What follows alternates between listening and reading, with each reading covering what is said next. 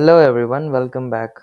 मैं ये पोएम की सीरीज़ चला रहा हूँ। ये पोएम की सीरीज़ जेपीएससी के सिलेबस से इंस्पायर्ड है और आज का पोएम का नाम है where the mind is without fear.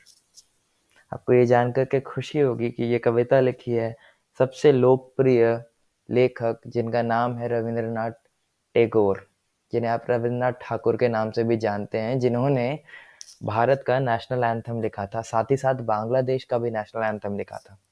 1861 में पैदा लिए रविन्द्रनाथ टैगोर ने 1913 को नोबेल प्राइज जीता था लिटरेचर में, वो भी एक ऐसे देश से जो किसी बाहरी इन्वेजन के अंदर, बाहरी अधीनता के अंदर दबा हुआ था। तो ये बहुत बड़ी बात है उस समय के लिए कि किसी भारतीय ने नोबेल प्राइज जीता है। और ये जो कविता है, ये गीतांजलि, जिस काम के लिए उनको नोबेल प्राइज मिला था, उसका एक पार्ट है, उसमें एक पोएम है where the mind is without fear. तो ये पोएम जो है तब का लिखा हुआ है जब भारत अधीन था ब्रिटिश साम्राज्य के अंदर, जहाँ पे हम लोग सिर्फ स्लेव्स थे। हमें ना सोचने का आज़ादी था, ना हमें जीने का आज़ादी था, हम बस गुलामी कर सकते थे। उसी को मद्देनजर रखते हुए रविन्द्रनाथ टैगोर ने एक ऐसे दुनिया की कल्पना करी है जो बिल्कुल स्वतंत्रतापूर्ण है, स्वतंत्रता से भरा पड़ा है। तो अब हम स्टार्ट करेंगे, आप साथ ही साथ दोहराइएगा या फिर पढ़िएगा। बिल्कुल खूबसूरत कविता है, बहुत मजा आने वाला है। Where the mind is without fear, जहाँ पे हमारा मस्तिष्क भय रहित है, जहाँ पे हमें खौफ नहीं किसी बात का, जहाँ पे हमें इस बात का खौफ नहीं कि अगर आज हम घर से बाहर निकलते हैं तो ब्रिटेन का कोई सोल्जर आकर के हमें गोली मार देगा बस इसलिए क्योंकि हम भारतीय हैं। And the head is held high, हमें बिल्कुल भी अपने कल्चर के ऊपर, हमारी सभ्यता के ऊपर कभी भी सर झुका करके नहीं चलना चाहिए। हमारी कल्चर, हमारी सभ्यता हमारी पहचान है और हमें हमेशा गर्व से अपना सर उठा करके रखना है। वेयर नॉलेज इज फ्री, जहाँ पे शिक्षा मुफ्त है, जहाँ शिक्षा के लिए हमें पैसा ना देना पड़े, क्योंकि हमारे गुरुकुल सिस्टम में हमारा हमारा जो अपना गुरुकुल सिस्टम था, वहाँ कोई शिक्षा का मोल नहीं था, वहाँ तो दक्षिणा दिया जाता था। दक्षिणा और बिजनेस में बहुत बड़ा भेद है।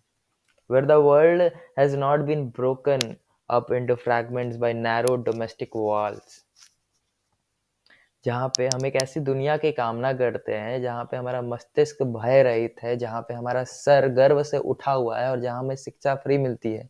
साथ ही साथ हम एक ऐसे देश की, एक से ऐसे दुनिया की कल्पना करते हैं जहाँ पे दुनिया बटी हुई नहीं है।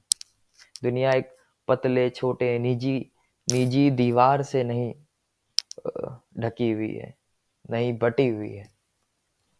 जैसे हम यहाँ भारत में रह रहे हैं, कोई ऑस्ट्रेलिया में रह रहा है, कोई न्यूजीलैंड में रह रहा है, कोई अमेरिका में रह रहा है।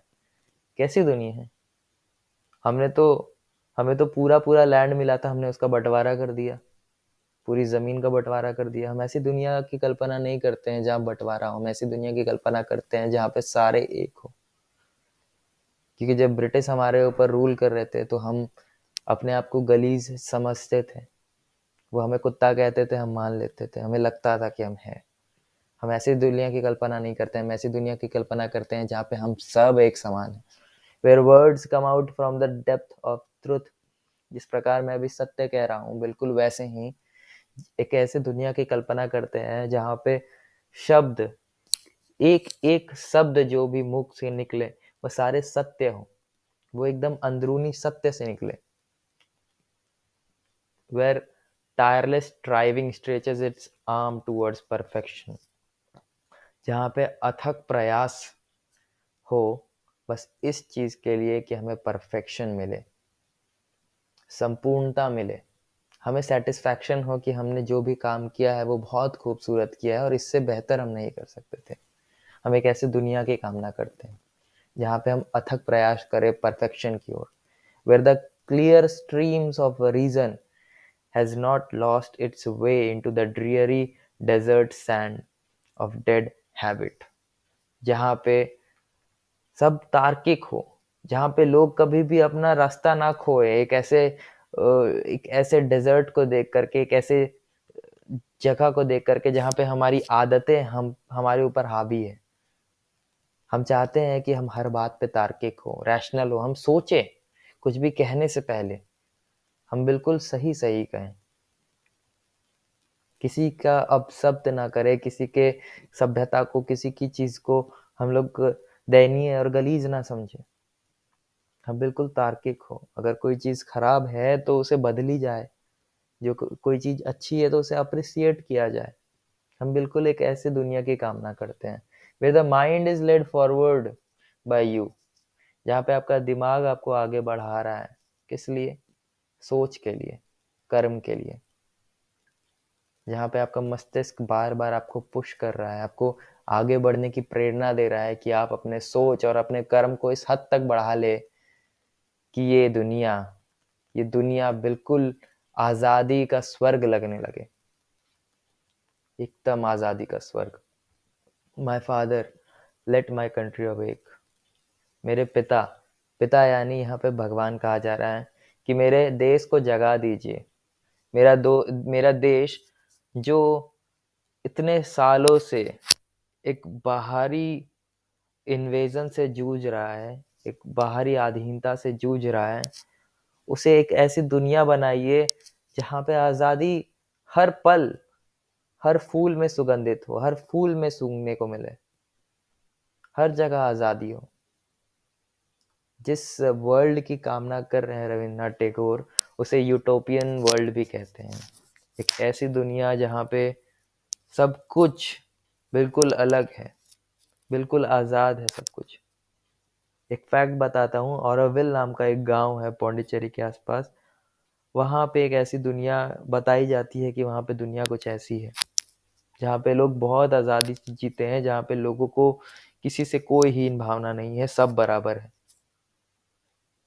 रविन्द्रनाथ टैगोर एक ऐसी दुनिया की कामना करते हैं, एक ऐसे देश की कामना करते थे जहाँ पे आज़ादी हो, और हमने बहुत हद तक वैसे देश बनाने की कोशिश करी है, फंडामेंटल राइट्स दे करके।